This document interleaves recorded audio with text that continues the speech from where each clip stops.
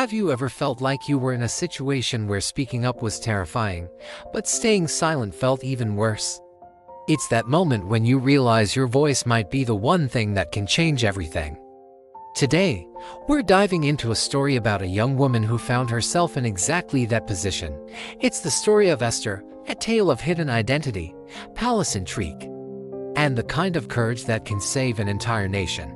Our story starts in ancient Persia, a massive empire ruled by King Ahasuerus, also known as Xerxes.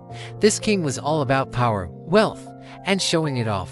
Imagine parties that lasted for weeks, with endless food and wine. During one of these epic banquets, the king, feeling a bit too proud and a lot too drunk, demanded that his queen, Vashti, come and parade her beauty in front of his guests. But Vashti said no. She chose her dignity over his command. This act of defiance sent shockwaves through the palace. The king's advisors were worried. If the queen could refuse her husband, what would stop other women from doing the same? So, Vashti was banished, and the search for a new queen began. This is where we meet a young Jewish woman named Hadassah, or as we know her, Esther. She was an orphan, raised by her loving cousin Mordecai. When the king's officials came looking for potential queens, Esther was taken to the palace. She was beautiful, yes, but what really made her stand out was her kindness and wisdom. She quickly won the favor of everyone she met. Following Mordecai's advice, she kept the secret. She was Jewish. In time, King Ahasuerus was so captivated by Esther that he chose her to be his new queen. Even after Esther was crowned, Mordecai stayed close, sitting by the palace gate to keep an eye on her. One day, he overheard two guards plotting to assassinate the king. He immediately sent word to Esther, who then informed the king, making sure to give Mordecai the credit. The plot was foiled. The guards were executed, and the event was recorded in the royal chronicles, but Mordecai's heroism went unnoticed and unrewarded. Soon, a new figure entered the scene, a man named Haman. He was promoted to the highest position in the kingdom, second only to the king. The king commanded everyone to bow down to Haman. Everyone did, except for one person, Mordecai. He refused to bow to any man in that way. Haman was furious. When he discovered that Mordecai was Jewish, his personal grudge exploded into a genocidal rage. He decided to eliminate not just Mordecai, but all Jewish people in the empire. Haman went to the king with a twisted story. He claimed a certain group of people was disobeying the king's laws and posing a threat. He even offered to pay for their extermination. The king, trusting his top official, handed over his signet ring, giving Haman the authority to make his plan law. Decrees were sent out across the land on a specific day. Every Jewish person, man, woman, and child was to be destroyed.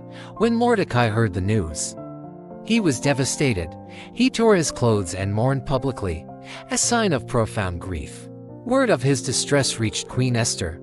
She sent messengers to find out what was wrong. Mordecai explained the terrible decree and urged her to go before the king and plead for their people. Esther was terrified.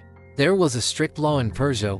Anyone who approached the king uninvited could be executed on the spot, unless the king extended his golden scepter as a sign of mercy.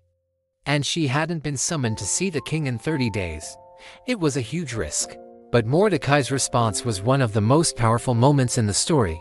He told her, "Don't think that because you're in the palace you will be the only one to escape." He warned her that if she remained silent, help would come from somewhere else, but she and her family would be lost. Then he asked the question that changed everything. "And who knows but that you have come to your royal position for such a time as this?" Those words hit Esther like a lightning bolt. She realized her position wasn't just about luxury and privilege. It was about responsibility.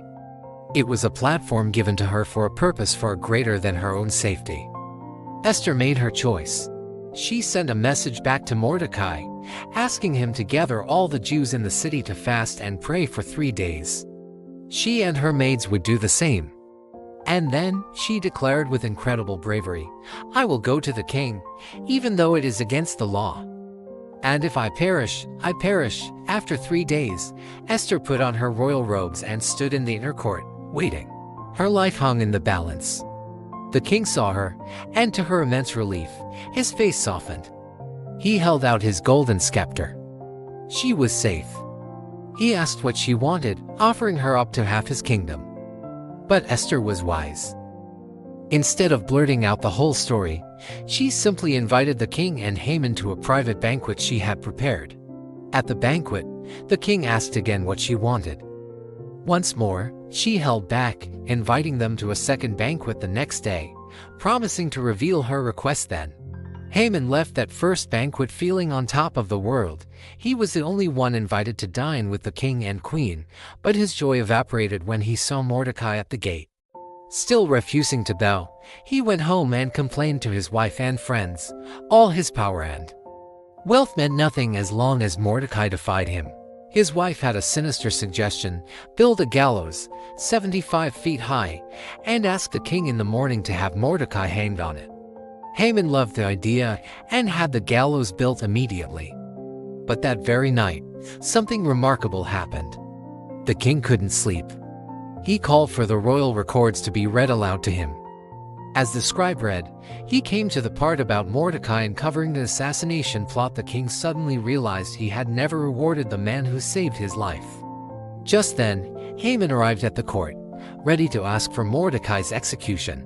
Before he could speak, the king asked him, what should be done for the man the king delights to honor? Haman, blinded by his own ego, assumed the king was talking about him.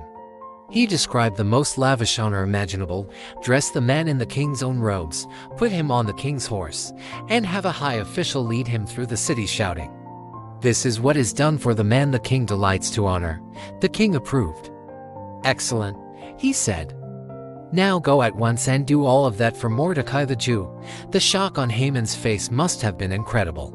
Humiliated, Haman had to parade his mortal enemy through the city, publicly declaring his greatness. He then rushed home in shame, only to be whisked away to Esther's second banquet. At this final banquet, the king asked Esther for the third time what she wanted. This time, she was ready. She said, "If I have found favor with you, your majesty, and if it pleases you, grant me my life, this is my petition. And spare my people, this is my request. For I and my people have been sold to be destroyed." The king was stunned. Who is he? Where is the man who has dared to do such a thing? Esther looked directly at the man who had been feasting with them and said, "The adversary and enemy is this wicked Haman." The king exploded in fury.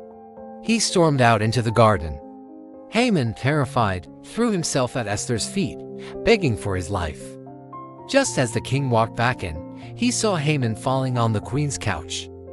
Misunderstanding the scene, the king's rage intensified. At that moment, a servant pointed out the gallows Haman had built for Mordecai. The king's command was swift and final: hang him on it. And so, Haman was executed on the very structure he had built for his enemy. But the story wasn't over. The decree to destroy the Jews was still law. Esther went before the king again, weeping for her people. The king, once again showing her favor, gave Esther and Mordecai permission to write a new decree. This new law allowed the Jews to arm themselves and defend their lives against any who would attack them. On the appointed day, instead of a massacre, there was a great victory. The Jewish people defended themselves and were saved. Mordecai was promoted to second in command of the entire empire, and he used his power for the good of his people. To commemorate this incredible turn of events, they established the festival of Purim, a joyful celebration that continues to this day, remembering how sorrow was turned into celebration. The story of Esther is a powerful reminder that ordinary people can do extraordinary things. Esther went from being a hidden orphan to a courageous queen who risked it all. It teaches us that our positions in life, no matter how big or small, come with a responsibility to do good. And it asks us all that profound question: what if you were put right where you are, for such a time as this?